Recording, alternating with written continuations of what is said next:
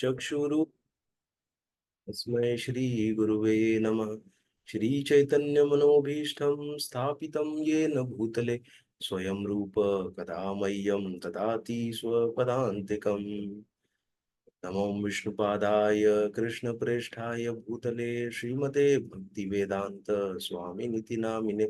नमस्ते सरस्वती देवे गौरवाणी प्रचारिणे निर्विशेष शून्यवादी पाश्चात्य देश तारिणे। जय श्री कृष्ण चैतन्य प्रभु नित्यानंद श्री अद्वैत गदाधर शिवासादि गौर भक्त वृंद। हरे कृष्णा कृष्णा कृष्णा हरे हरे, हरे राम राम राम हरे हरे। जय श्री प्रभुपाद की जय, अनंत कोटि वैष्णववृंद की जय। किसी को कोई प्रश्न है अभी तक हमने जो पढ़ा है उसके ऊपर?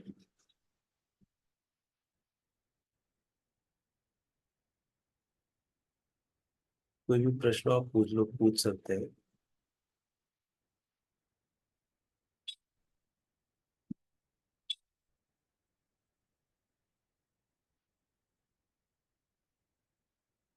तो हम लोग मैं स्क्रीन शेयर करता हूँ।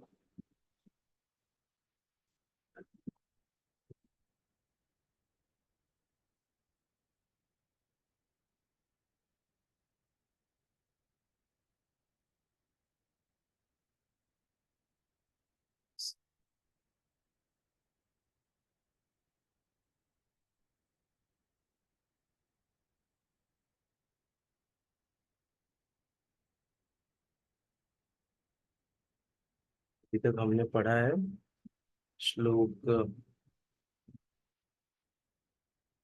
छठवां और सातवां हमने पढ़ा था फ्राइडे को लास्ट। तो आज हम लोग आठवां श्लोक पढ़ेंगे। एक बार हमने क्या पढ़ा था जस्ट रिकैप करते हैं, अर्थ देख के उसका। पढ़े थे कि जो कर्मेंद्रियों को वश में तो करता है किंतु जिसका मन इंद्रिय विषयों का चिंतन करता रहता है वह निश्चित रूप से स्वयं को धोखा देता है और मिथ्याचारी कहलाता है। हाँ, इसीलिए हमको ऐसा धोखा नहीं देना चाहिए ना, कि हम जैसे हैं मतलब कि कहते हैं ना वचन से कर्म से और मनसा वाचा कर्मणा, मन वचन और कर्म से एक होना चाहिए ना। मन में कुछ और चल रहा है, कर्म कुछ और कर रहे हैं, बोल कुछ और रहे हैं। कभी कभी ऐसा होता है, देखे ना, हम किसी की बहुत बड़ाई करते हैं लेकिन फिर पीछे जाके उसके बारे में उल्टा पुल्टा बोलने लग जाते हैं। तो क्या हो गया कि हम सही नहीं कर रहे हैं। हाँ, इसीलिए मन वचन और कर्म तीनों से एक जैसा रहना चाहिए। नहीं तो क्या हो जाएंगे, हम मिथ्याचारी हो जाएंगे, तो झूठ बोलने वाला धोखा देने वाला हो गया। भक्तों को वैसा नहीं रहना चाहिए, धोखा देने वाला। ठीक है? ये हमने पढ़ा था।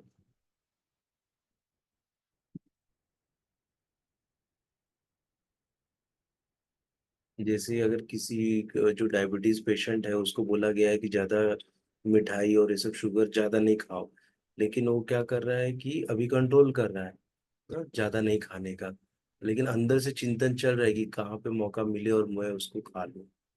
तो वो क्या हो गया कि अंदर दिमाग में चिंतन कर रहा है, मुझे रसगुल्ला चाहिए, ये चाहिए ना, मिलेगा तो मैं तुरंत कहीं तो छुप के खा लूंगा। और मौका ढूंढ रहा है उसका लेकिन दिखा रहा है कि मैं अभी छोड़ दिया हूँ सब खाने पीने का ना।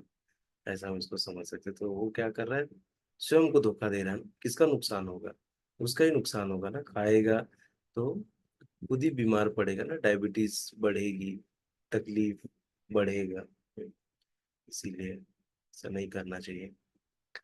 और फिर हमने पढ़ा था दूसरी ओर यदि कोई निष्ठावान व्यक्ति अपने मन के द्वारा कर्मेंद्रियों को वश में करने का प्रयत्न करता है और बिना किसी आसक्ति के कर्मयोग कृष्ण भावनामृत में प्रारंभ करता है तो वह अति उत्कृष्ट है। अति उत्कृष्ट है, सबसे अच्छा है। एटलीस्ट कुछ तो जो कर रहा है ना, प्रयत्न कर रहा है ना। एकदम सक्सेस मिलना नहीं मिलना भगवान के हाथ में। हमारा क्या है कि हमको कर्म करना है ना। और किसके लिए कर्म करना है? हमको भगवान की प्रसन्नता के लिए कर्म करना है। ऐसे तो ये हमने पढ़ा था। तो अभी हम लोग आज का श्लोक देखते हैं हम लोग। 8वां श्लोक है, श्रीमद् भगवद गीता अध्याय 3 और उसका 8वां श्लोक। नियतम कुरु कर्म त्वम कर्म ज्यायो है कर अकर्मणः शरीर यत्रापि च ते न प्रसिद्धेद अकर्मणः। नियतम कुरु कर्म त्वम कर्म ज्यायो है कर अकर्मणः शरीर यत्रापि च ते न प्रसिद्धेद अकर्मणः। इसका वर्ड वर्ड मीनिंग पढ़ते हैं। नियतम नियत, कुरु करो, कर्म कर्तव्य, त्वम तुम, कर्म कर्म करना, ज्यायः श्रेष्ठ ही, निश्चय ही, अकर्मणः काम न करने की अपेक्षा, शरीर शरीर का, यात्रा पालन, निर्वाह, अपि भी, च भी, ते तुम्हारा, न कभी नहीं, प्रसिद्धयेत सिद्ध होता है, अकर्मणः बिना काम के।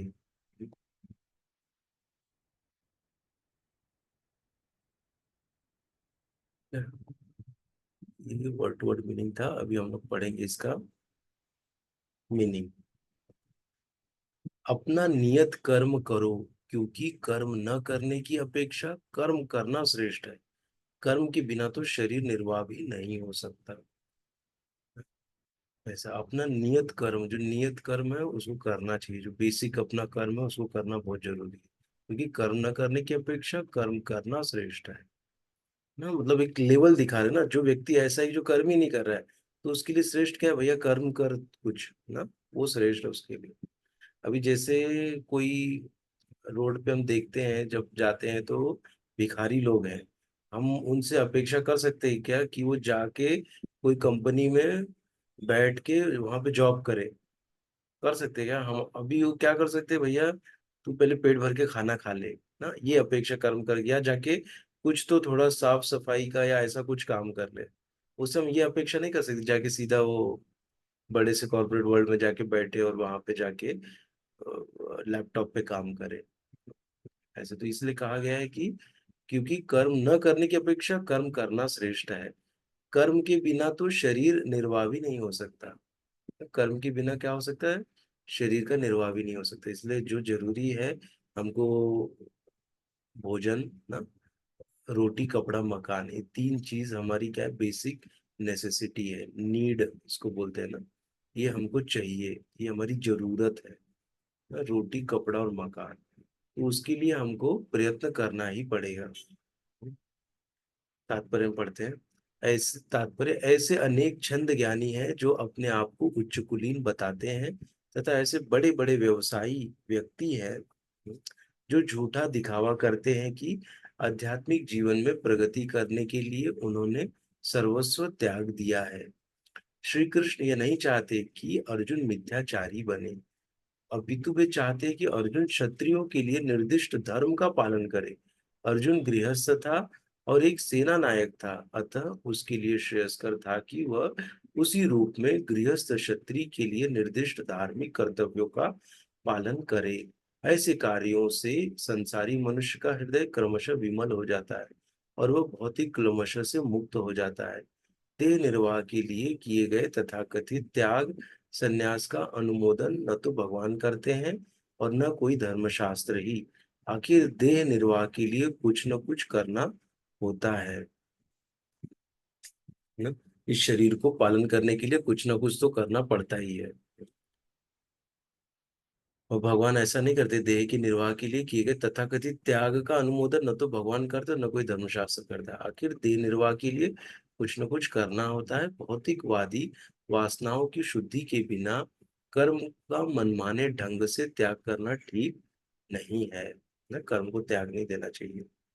कभी कभी हम लोग देखते हैं ना कि बहुत लोग क्या हो जाते हैं कि बहुत बोर हो जाते लाइफ से, बोलते हैं कि अब कुछ भी नहीं करना है।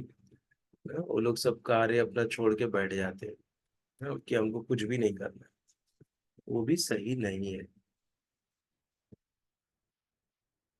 क्योंकि उनको क्या हो रहा है कि हर इसमें उनको गलत मतलब बुरा अनुभव हो रहा है। इसके लोग सोचते हैं कि नहीं बाबू कुछ करना ही नहीं, चुपचाप शांति से बैठना है।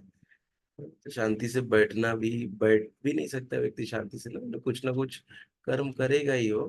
बैठना भी एक कर्म ही है, शांति से बैठेगा या सोएगा, वो भी एक कर्म ही है।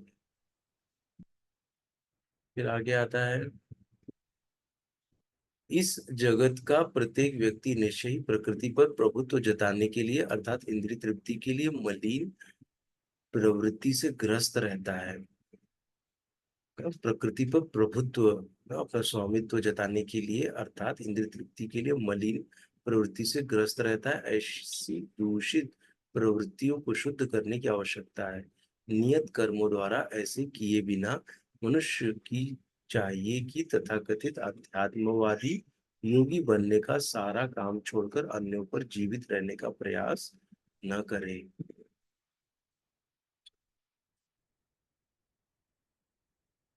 बताया इसमें।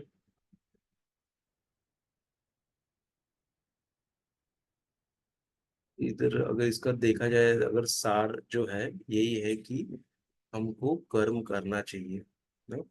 और कर्म कैसा करना चाहिए वो आगे के श्लोक में भगवान जी बताएंगे कैसा करना। एटलीस्ट हमको कर्म करना चाहिए, इस श्लोक का यही है ना। कर्म को छोड़ नहीं देना चाहिए कि बाबा मैं बोर हो गया हूँ, मैं पक गया हूँ, मैं कुछ नहीं करूंगा ना, ऐसा नहीं करना चाहिए हमको ना। चुनौतियां लाइफ में आएंगी, लेकिन हमको हमेशा आशावादी रहना है ना, कि ये जो पल आया है, जो क्षण आया है, ये चला जाएगा, ये कोई परमानेंट नहीं है ना। तो उसको टॉलरेट करना है हमको और आशावादी बने रहना है ना। जैसे हमको लॉस हो गया हमारे जीवन में, बहुत धन का लॉस हो गया हमको ना, और बहुत बुरी परिस्थिति में आ गए ना, उस समय हमको आशा नहीं छोड़नी है, कि हमको आशावादी रहना है कि नहीं, मेरा अच्छा दिन जरूर आएगा ना। क्यों? क्योंकि मुझे भगवान पर पूर्ण विश्वास है, वो मेरे साथ अच्छा ही करेंगे, वो बुरा कर ही नहीं सकते ना। ये अगर हमारे अंदर आ गया ऐसा विश्वास भगवान के ऊपर, तो बुरा कभी हो ही नहीं सकता मेरा, तो उसको क्या है, एक आशा की किरण आएगी। उससे क्या होगा, उस उसमें से, सिचुएशन में से वो निकल जाएगा। कि कोई भी सिचुएशन परमानेंट नहीं रहती ना, 1 साल 2 साल ना, ज्यादा से ज्यादा 3 साल 4 साल रहेगी, और कितना रहेगी ना? लेकिन हमको वही 4 साल थोड़ा शांति से हमको काटना है ना, लेकिन वही भारी पड़ जाता है। क्योंकि हम अगर भक्ति में जुड़ेंगे तो हमारे लिए काटना बहुत आसान हो जाता है, हमको पता भी नहीं चलेगा कि कब बुरा समय आया और चला गया। ये भक्ति की बहुत बड़ी खासियत है। क्योंकि जीवन में चुनौतियां आएंगी ही आएंगी, जीवन में बुरे क्षण आएंगे आएंगे, उनको कोई रोक नहीं सकता है। इसीलिए जब ये हम भक्ति हमारे साथ रहती है, भगवान पर विश्वास, पूर्ण भगवान का विश्वास, भगवान पर पूर्ण विश्वास हमको रहता है, तो उससे हमको शक्ति मिलती है और उन सब बाधाओं को हम पार कर जाते हैं। तो वही यहाँ बताए हैं, यहाँ पे भी बेसिक चल रहा है। अभी यहाँ पर ऐसे भक्ति ये सब के बारे में डिस्कशन नहीं हो रहा है, ये तो मैंने ऐड कर दिया। लेकिन इस श्लोक में खाली क्या है, कर्म करने के लिए बता रहे हैं। अपने इस शरीर का निर्वहन करने के लिए कर्म करना जरूरी है। बस इस श्लोक का यही सार है। ठीक है, आगे के श्लोक में हम चलते हैं। यज्ञ अर्थात अकर्मणो अन्यत्र लोको अयम कर्म बंधनः तदर्थम कर्म कौन्तेय मुक्त संगः समाचर। यज्ञ अर्थात कर्मणो अन्यत्र लोको अयम कर्म बंधनः तदर्थम कर्म कौन्तेय मुक्त संगः समाचर। तो ये याद करना श्लोक बहुत जरूरी है हमको। ये बहुत ही अच्छा श्लोक है, एकदम बहुत फेमस श्लोक है। यज्ञ अर्थात अकर्मणो अन्यत्र लोको अयम कर्म बंधनः तदर्थम कर्म कौन्तेय मुक्त संगः समाचर।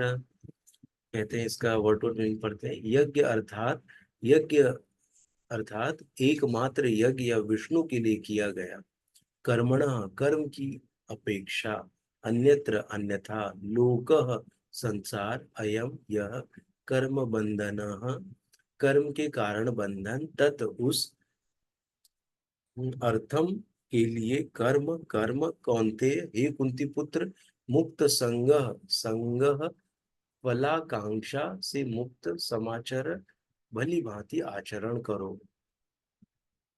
इसका हम लोग मीनिंग देखते हैं। श्री विष्णु के लिए यज्ञ रूप में कर्म करना चाहिए, अन्यथा कर्म के द्वारा इस भौतिक जगत में बंधन उत्पन्न होता है। अतः हे कुंती पुत्र, उनकी प्रसन्नता के लिए अपने नियत कर्म करो, इस तरह तुम बंधन से मुक्त रहोगे। क्या कह रहे हैं यहाँ पर? श्री विष्णु के लिए यज्ञ रूप में कर्म करना चाहिए, अन्यथा कर्म के द्वारा इस भौतिक जगत में बंधन उत्पन्न होता है। हाँ? मतलब क्या बोल रहे हैं यहाँ पे कि हमको हमेशा भगवान श्री विष्णु कृष्ण के लिए हमको कार्य करना चाहिए, कर्म करना चाहिए। अन्यथा क्या होगा? जो भी हम कर्म करेंगे, अगर हम इस कॉन्शियसनेस में नहीं करेंगे कि मैं भगवान के लिए कर रहा हूँ, तो क्या होगा? उससे कर्मा तैयार होगा ना। जो कर्म कर रहे हैं उसका आउटपुट क्या आएगा? कर्म आएगा ना। और कर्म जब आउटपुट आएगा तो फिर कर्मा हमको भोगना पड़ेगा ना। कर्म आने का मतलब क्या हुआ कि जैसे हम कोई कार्य कर रहे हैं ना, और उस कार्य का कुछ रिजल्ट आया ना, और वो रिजल्ट क्या हो गया कि वो कर्म एक बना रहा है ना। जैसे अभी कर्म को समझने के लिए अगर हम ऐसे समझे कि यदि जैसे कुछ मैं कार्य कर रहा हूँ ना, अगर सपोज मैं किसान हूँ, खेत में काम कर रहा हूँ, और मैंने क्या किया कि मेरे जो बगल का खेत है उसमें अच्छे से पूरा गेहूं तैयार है और उसकी कटाई होने वाली है। लेकिन मैं क्या किया कि मेरा उसके साथ थोड़ा ईर्ष्या है, मुझे उसके साथ में बगल वाले पड़ोसी के साथ। मैंने क्या किया, उसका पूरा खेत को रात को आग लगा दिया। फिर वो क्या हो गया? एक मैंने क्या किया, कर्म किया है ना। ये तो बहुत ही घृणित कर्म हो गया, बहुत ही खराब कर्म हो गया एक्चुअली। तो इसका क्या होगा? एक कर्म तैयार हो गया ना, बैड कर्म। एक क्या रहता है? गुड कर्म और बैड कर्म ना, पुण्य और पाप। तो ये पाप हो गया। जब पाप हो गया तो पाप का फल तैयार हो गया। ऐसे ही अगर मैंने क्या किया कि मेरे खेत में 5 कुंटल निकला है ना, 5 कुंटल गेहूं हुआ है, और मैंने क्या किया, 1 कुंटल मैंने पड़ोसी का खेत क्या हो गया कि उसने ठीक से पानी वानी नहीं डाला, या आके कोई जंगली जानवर आके उसका खेत पूरा चर गए। और मैंने क्या किया, मेरे पास 5 कुंटल हुआ अनाज, मैंने उसमें से 1 कुंटल उठा के उसको दे दिया कि भैया चलो 1 कुंटल आप लोग खाओ, जितना खा सकते हो ना। उनका मतलब ख्याल रखा मैंने। तो इससे क्या हो गया? पुण्य का फल बन गया ना, पुण्य का फल बन गया ना। पॉजिटिव बोलते हैं, जो पॉजिटिव कर्मा हो गया ये। पहला वाला क्या था? निगेटिव कर्मा था, खेत में आग लगा दिया। और फिर दूसरा क्या? पॉजिटिव। तो ये भी क्या है? कर्म है। ये भी कर्म है, पाप भी कर्म है, पाप का जो आता है वो भी कर्म है। और जो पुण्य करते हैं तो उससे जो फल आता है वो भी क्या है? वो भी एक कर्म का निर्माण करता है ना। तो हम लोग को एक्चुअली कैसा करना चाहिए कि हमको कहते हैं कि हमको ये जो भी हो रहा है, जब हमने उसको कुछ दिया, 1 कुंटल दिया, तो ये सोच के देना है कि ये भगवान की प्रसन्नता के लिए दे रहे हैं हम। ये नहीं सोच के देना है क्योंकि हमारा जो भी हम कार्य करते हैं, हमारा चेतना क्या है, हमारा भाव क्या है, वो ज्यादा मायने रखता है। अगर मैं किसी को बैठ के, हमारे घर में कोई आया उसको मैं कुछ भोजन अर्पित कर रहा हूँ ना, तो मेरे अंदर से भाव क्या है? अगर मेरा भाव है अरे कब जाएगा, ये आके बैठा है यहीं पे ना, अगर मैं ऐसे भाव से उसको खिला रहा हूँ, तो सब ना क्या है, गुड़ गोबर बोलते हैं ना, गुड़ गोबर है, सब चौपट है। ऐसा उसको खिला के भी आपको कुछ नहीं मिलने वाला है, कर्म ही तैयार होगा।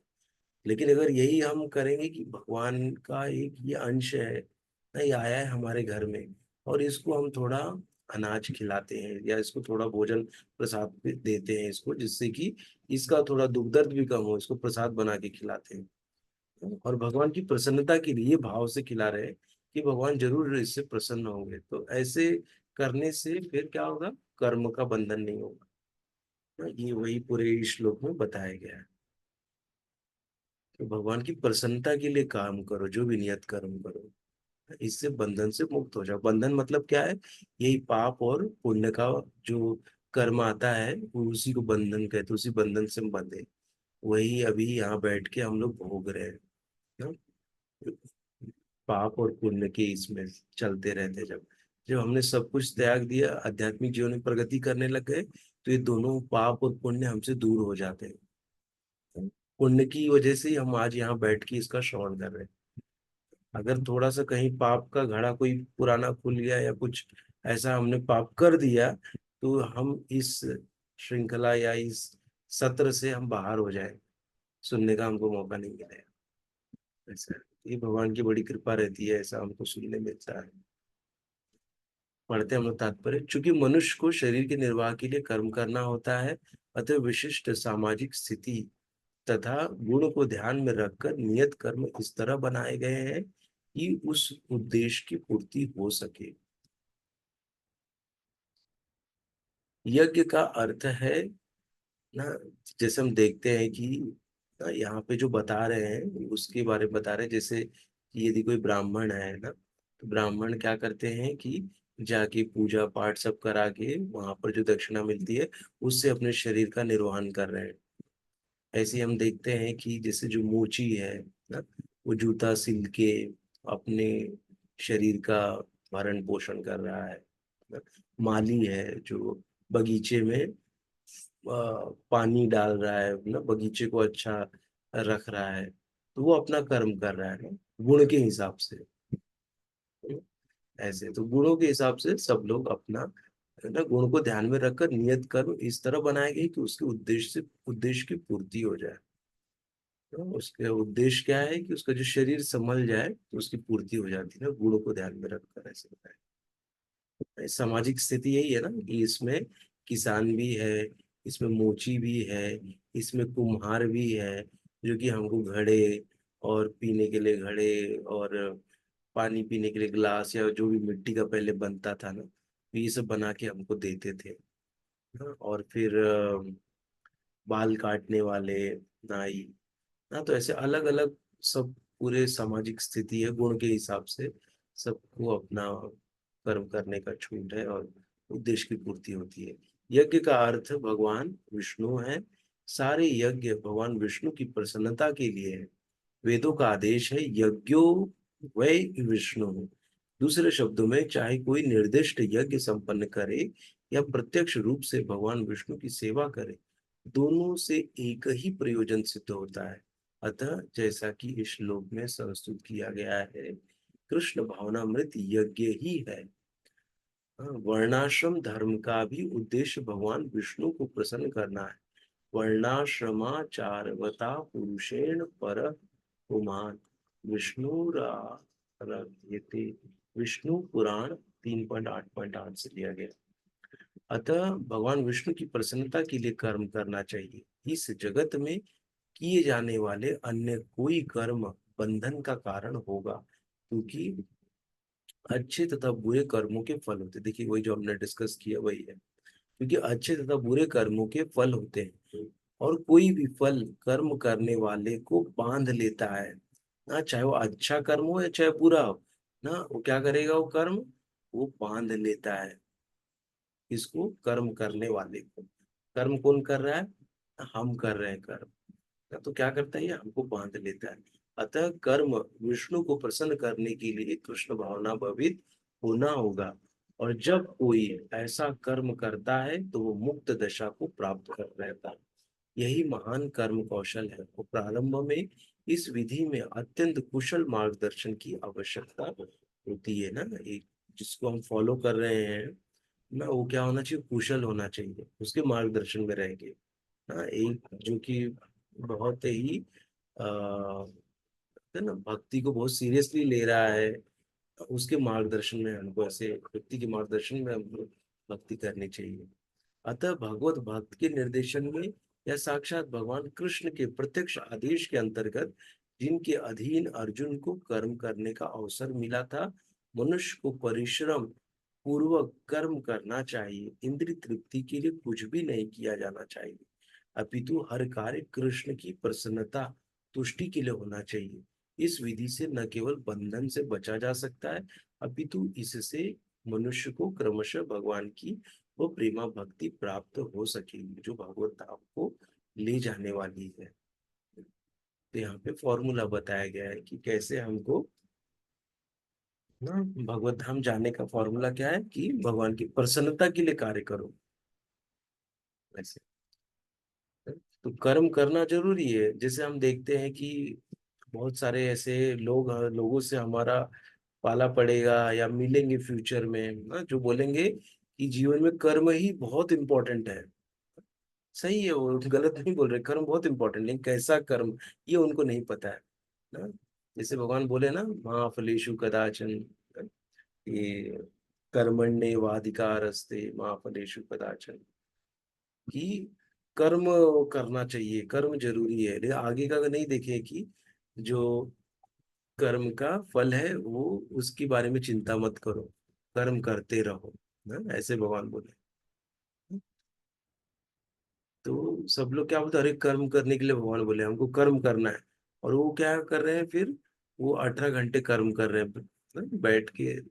8 घंटे की ड्यूटी हो गई, लेकिन फिर भी वो 8-10 घंटे और कर रहे हैं कर्म। किसको, बॉस को प्रसन्न करने के लिए। और ज्यादा से ज्यादा धन मिल जाएगा, उसके लिए कर रहे हैं।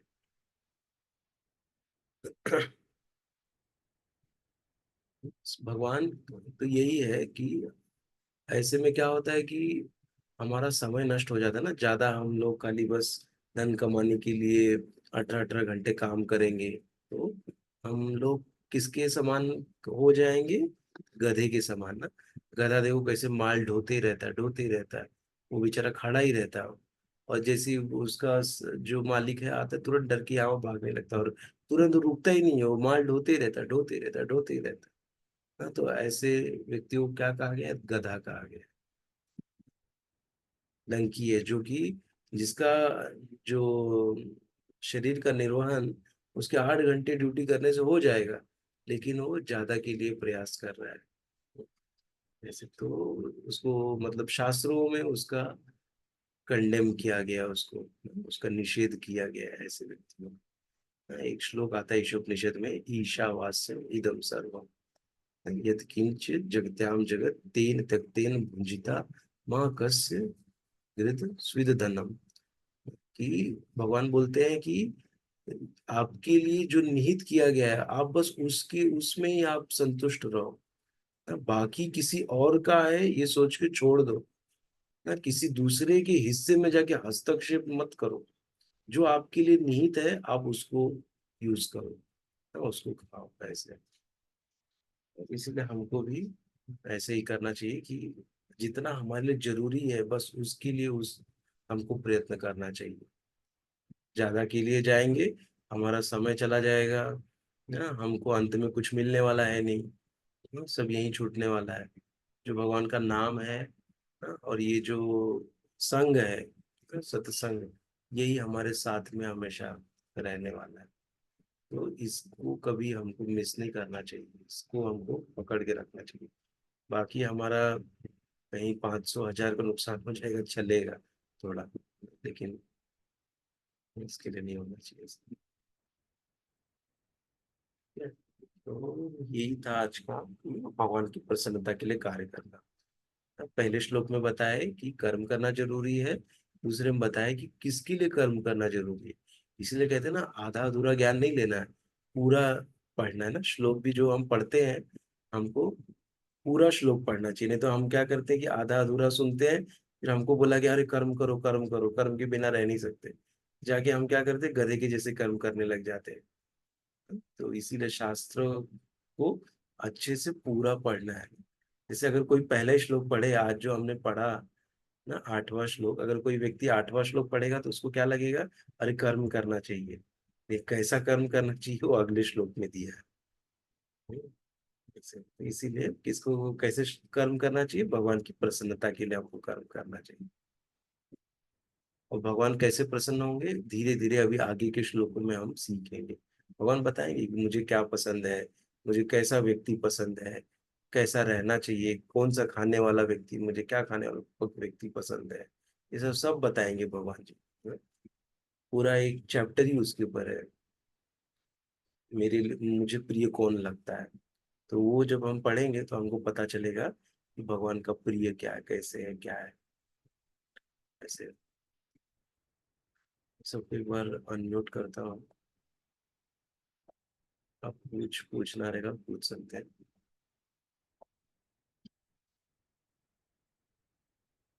किसी कोई प्रश्न है?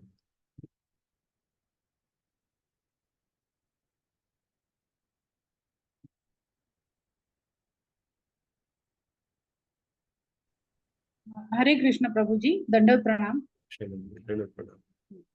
प्रभु जी, हमारे नेबर है जो बहुत ही बूढ़े हैं, मतलब 86 87 ऐसे रहेंगे। तो हम्म। वो भगवान को इतना दोष देते हैं कि मुझे क्यों नहीं लेके जा रहे हैं, मुझे क्यों नहीं लेके जा रहे हैं, मैं थक गया हूँ, मुझे जाना है, जल्दी भगवत धाम जाना है। ऐसे भगवान को बहुत दोष देते हैं, बहुत ऐसे बुरा बुरा ऐसे, मतलब बैड वर्ड्स वगैरह ऐसे नहीं करते। तो मैंने उनको कितना कहा कि आप प्रेयर करो, जपा करो, पूजा करो, तभी भगवान प्रसन्न होंगे और आपकी इच्छा पूर्ण होगी। ऐसे मैंने बोला। तो फिर भी मैं क्या उनको सलाह दूं, कैसे बोलूं, कैसे उनको मतलब भगवान से लगाव हो जाए, ऐसे क्या करूं? हाँ माता जी, कैसे कि अभी ये उनकी उम्र आ गई है ना, तो मतलब थोड़ा कैसा हो जाता है कि जब उम्र बढ़ते जाती है, ऐसे उम्र में व्यक्ति हम्म बच्चा बन जाता है ना। तो उनके लिए हम्म एक सही रहेगा कि आप उनके लिए प्रार्थना करिए ना। हम्म। कि वो अपने लिए प्रार्थना करेंगे तो भगवान इतना नहीं वो होगा, लेकिन वो कॉन्शियस वो में नहीं है ना अभी, और वो भक्ति नहीं में प्रभु नहीं जी, है। वो प्रार्थना ही नहीं करते, हाथ भी नहीं जोड़ते कुछ, भगवान के पास जाते ही नहीं, उनको दोष देते बस, बाकी इतना ही करते। हम्म। तो माता जी तो मैं आप ना, हाँ आप उनके लिए अगर आपको जमेगा तो उनको खाली रिक्वेस्ट करिए कि मैं आपके लिए, क्योंकि आप, हम कैसे हैं कि वैष्णव जो होता है बड़ा दयालु होता है ना, आपको देख के आपके अंदर दया आ रही है, आपके अंदर करुणा आ रही है उनके प्रति। यस यस प्रभु जी, तो हाँ। आपको अभी एक इम्प्लीमेंट करना है, स्टेप लेना है कि आप उनके घर जाइए, भागवतम, ये भगवत गीता के श्लोक को पढ़िए उनके साथ में। और उनको बोलिए कि आप कृपया करके मुझे अलाउ करिए, मुझे आपको ये भगवत गीता पढ़ के सुनाना है मुझे। आप रोज मुझे खाली कौन सा? 20 से 25 मिनट हम्म, दीजिए। अच्छा, ऐसे कौन सा श्लोक अधिक महत्वपूर्ण है, ऐसे आप मैं माता जी उनको उनको शेयर। पूरा लेके बैठिए, आप सेकंड चैप्टर से अच्छा। चालू करिए चाहिए तो, पूरा बताइए हाँ। उनको। पढ़ना पढ़िए आप उनके साथ में बैठ के, तो इससे क्या होगा, हम्म आपका भी पढ़ना होगा और फिर उनका सुनना भी होगा। और आप भी मतलब भगवान कैसे कि आप के ऊपर बड़ी कृपा मिलेगी आपको, कि आप ऐसे जो बोलते हैं ना कि अभी शरीर उनका छूटेगा भी, जब भी 1 साल हम्म 2 साल में जब भी छूटे, तो आप हम्म उनकी उनकी गति अच्छी हो उसके लिए आप प्रयास कर रही हैं ना। हम्म, तो आपको बड़ी अच्छा। कृपा भी मिलेगी, तो आप बैठ के उनके यहाँ पे, और इसके साथ साथ आपका क्या होगा, आपका भी एक बार भगवत गीता पढ़ना हो जाएगा। और मैं तो मतलब, पढ़ती हूँ, रोज एक श्लोक पढ़ती हूँ रोज। हाँ रोज मेरा कभी नहीं छूटता है, रोज मेरा एक श्लोक रहता ही है। तो आप उनके साथ भी पढ़िए माता जी, एक श्लोक आप हाँ। पढ़िए या 2 श्लोक पढ़ दीजिए, रोज का 2 श्लोक कर दीजिए। उनके साथ अच्छा। में बैठिए, बोलिए, खाली रिक्वेस्ट करती हूँ कि मुझे अलाउ करिए, मैं चाहती हूँ कि आप अच्छा लोग ये पूरा भगवत गीता सुनो। अच्छा अच्छा। मेरा एक एक बार हो गया है भगवत गीता, अभी मेरा सेकेंड टाइम होगा बहुत पूरा। अच्छा लगे, बहुत हाँ, अच्छा। तो मैं उनके सामने भी अभी पढ़ूंगी। हाँ पढ़िए चलेगा? और हाँ थोड़ा कीर्तन करिए उनके साथ में। हाँ हाँ, जिससे क्या होगा ना, चलेगा। उनका जो थिंकिंग है ना वो चेंज होगा, क्योंकि भगवान का हाँ जब हाँ। ये मंत्र और भगवान का भगवत हम्म गीता जब कानों से अंदर जाता है ना, तो बड़े से बड़ा व्यक्ति हम्म का हृदय परिवर्तन हो जाता है। ऐसे हम्म। तो वो आप ये मैं प्रयास। मंजीरा वगैरह, मंजीरा ये लेके जाऊंगी और उनके साथ घर में ऐसे करूंगी, यस माता जी, कीर्तन थोड़ा करूंगी। थोड़ा कथा करिए इसका, भगवत गीता पढ़िए, थोड़ा 1 2 श्लोक का तात्पर्य के साथ हम्म पढ़िए, और थोड़ा उनको हम्म। समझाइए भी, अच्छा। क्या ओके। बोल रहे हैं भगवान चलो जी, समझा के फिर चलो। थोड़ा, फिर बोलने का हरि नाम के बारे में थोड़ा बता के कीर्तन करिए। उनको बोलिए आप भी अच्छा गाइए। ऐसे अच्छा। तो क्या होगा ना, ओके। उनका जो फ्रस्ट्रेशन है वो थोड़ा दूर हो जाएगा, हम्म। और उनको वो आनंद बहुत ही मिलेगा। हो गया, बहुत ही हो गया वो। भगवान है, भगवान क्या है कि आकर्षित करेंगे ना भगवान, तो सब उनका पूरा चेंज कर देंगे थिंकिंग। हाँ वही वही। चलेगा चलेगा, प्रयास जाऊंगी करिए माता जी। जाऊंगी। चलो, थैंक यू प्रभु जी हरे सो कृष्ण, मच। हरे कृष्ण।